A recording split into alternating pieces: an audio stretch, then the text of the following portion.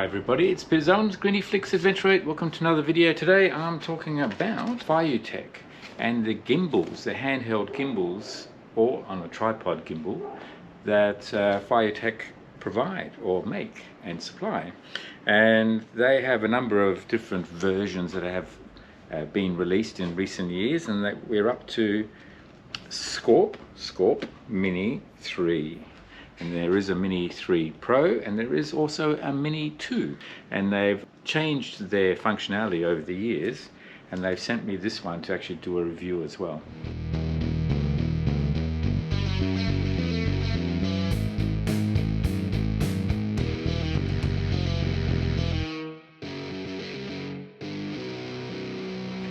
I do have the Scorp Mini 2, so I'll be able to compare the Scorp Mini 2 to the Scorp Mini 3 and what the differences are as well. But I thought as a starting point, set up this little triangular setup. The GoPro here, got the GoPro 10. I've got my iPhone in the Scorp Mini 2, and I've mounted my Nikon Zf with a 26mm lens in the Scorp Mini 3. I'll go through a bit of a real field test here right now and just see what sort of impact we have. I've also connected up some microphones. I'm using the GoPro microphone right now. I've connected up the microphone, so I've got a microphone for the phone and also a microphone for the Nikon Zf. Let's go through some of the operations and just see what impact there is in the video quality, the sound quality, and how I might actually use these out in the field when I'm doing my adventure travel or photographic shoots. Once you've done the setup, then it's just a matter of turning it on. So here with the Scorp Mini 2, I just basically press a button there, hold it, and then that flicks around, display there, and basically it's all ready to go. You've got a joystick on the back here, so if you need to make adjustments to the direction of the camera, so you can see I've got full joystick control here, tilting up and down and then panning across to wherever the subject is. iPhone 16 Pro Max. So it's got 3 lenses, and I'm using equivalent to about 24mm in focal length if we're talking full frame. The Scorp Mini 3 here with the ZF, Nikon Zf. Then again, similar thing, we've just press and hold,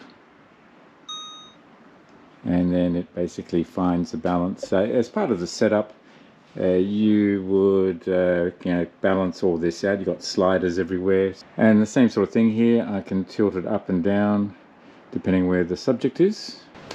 Right now we've got the GoPro 10 here, and that's just on a Insta360 selfie stick and a Manfrotto mini tripod, so that's the setup there. I've got a Manfrotto tripod underneath the Scorp Mini 3 for the Nikon Zf, and I'm using the DJI mini mics here. And for the iPhone, I've got the small rig tripod, and the Scorp Mini 2 is with the iPhone.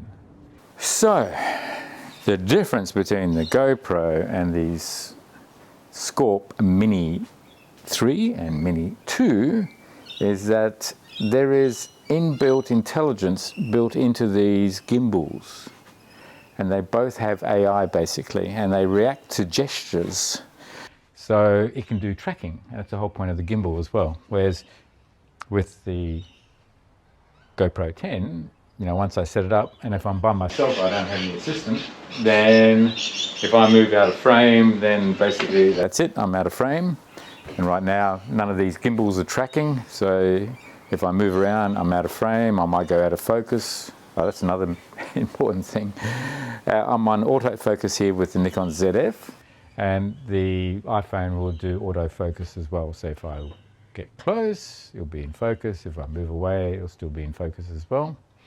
The GoPro doesn't really have a focus. It's sort of set at one setting, so if I go too close, yes, you can still see me, but not really that much in focus. But the ideal focus for the GoPro is somewhere around here, and then infinity's in focus as well.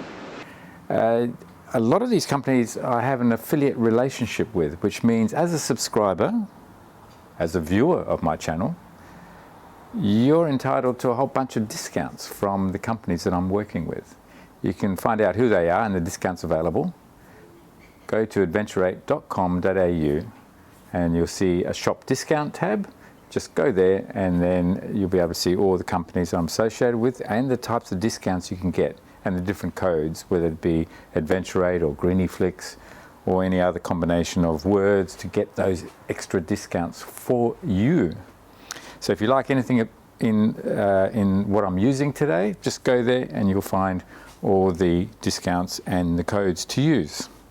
And the next part will be to actually turn on the tracking. We've got some AI there. This is a little AI eye. And you can see the little red light on, which means it's not tracking right now. That's on the Scorp Mini 2. If I go up to the Scorp Mini 3 here, it's a very similar situation. I've got my little AI intelligent eye there with the red light meaning that it's not tracking. Let's see what happens once I do some gestures. So there are a number of hand gestures that you do to actually get these gimbals to operate. One of those is to start tracking is this symbol or this sign. I won't do it in front of it because it'll happen. Oh, it saw it straight away. So now it's tracking me. There you go. The Scorp Mini 3 is very sensitive to hand gestures. So the Scorp Mini 3 is actually following me now. If I do the same to the Mini 2, now the Mini 2 will follow me as well. So now we've got both of the gimbals tracking me. The GoPro does not track me. And if I walk between these two cameras, then now, there you go. And we've got a plane again. So now we've got the iPhone tracking me and also the Nikon Zf. So I'm always in frame. And if I go down, then they'll follow me also. Whoop. But if it misses me, then it's going to pick me up again. So if I go back down, there you go, that one's followed me, that one's followed me, and I'll come back up again. Do you think you would use gimbals, particularly ones that track? So I can be quite far away, and that's some of the differences between the two different gimbals. The Scorp Mini 2 and the Scorp Mini 3. The distance that it can track is much further on the Scorp Mini 3 compared to the Mini 2. So let's just go right out of, we'll go right out of here somewhere. So we've got both gimbals tracking me. I'm going to go to the back of the property and let's see how we go. Okay, the wind's come up, so it's going to be interesting to see how we go. So let's see if I move around over here, is it still tracking? And let's see which one's picked me up. Will you pick me up here? Okay, no. So we'll start tracking on that one. And I think it lost me here as well. So we'll start tracking on that one. The Scorp Mini 2 and the Mini 3 have a lithium rechargeable battery within the body of the gimbal. The one in the Scorp Mini 3 is larger than the Scorp Mini 2, so you've got more power, I think, lasts longer on the Scorp Mini 3 compared to the 2. But both have a lot of power, so I'm not concerned about setting it up and just leaving it on. As opposed to the GoPro, constant battery problems, so you have to have about 3 or 4 batteries ready at any stage to do some filming. And the GoPro also overheats and the batteries explode, but anyway, I still use it. The ZF has a pretty good battery and it doesn't overheat, which is fantastic. So it keeps on filming. The iPhone in hot conditions overheats. In Central Australia you have 40 degrees quite often, and the iPhone will overheat and stop operating, particularly when you're doing filming. So the Scorp Mini 3, like the Scorp Mini 2, comes with all the appropriate brackets so that you can either fit a mirrorless camera, a mirrorless camera, a action cam camera like the GoPro, or a bracket specifically for smartphones, like I have actually on the Scorp Mini 2 right now. There is a difference between the Scorp Mini 3 smartphone bracket and the Scorp Mini 2 in the sense that this one actually has a built-in fan. Now that's really important for smartphones because they overheat like anything in Central Australia. So by having a fan, it means that at least you'll be able to operate your smartphone longer. Yeah, so would you use a gimbal for your photography, your videography?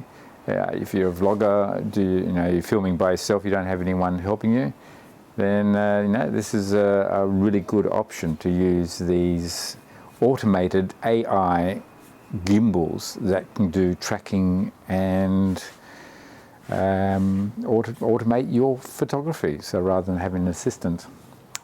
I think the gimbal is a good idea. It enables me to use really good quality cameras like this Nikon Zf mirrorless camera, and much better lens than getting on the GoPro, and a different type of convenience to the iPhone. Yeah, so do comment, let me know your thoughts. Is it a game changer for you? I think it's a good idea. I think it's a really good idea, and once you learn to sort of set it up, you can set it up very quickly and then just turn it on, set up on a tripod, or you can use it as a gimbal on your hand. So that will be the next videos where I actually use it as like a steady cam, and maybe compare that to see how useful a gimbal is in a steady cam where you're basically doing the first person viewing, compared to the iPhone and also compared to the GoPro. I think that's it for this video.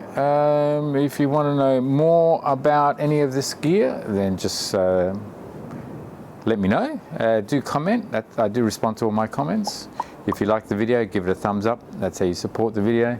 If it's the first time to my channel, you haven't already subscribed, then press subscribe, press notifications. You'll be notified when the next video is out. All right. Thanks again for watching. Cheers. Bye. That one.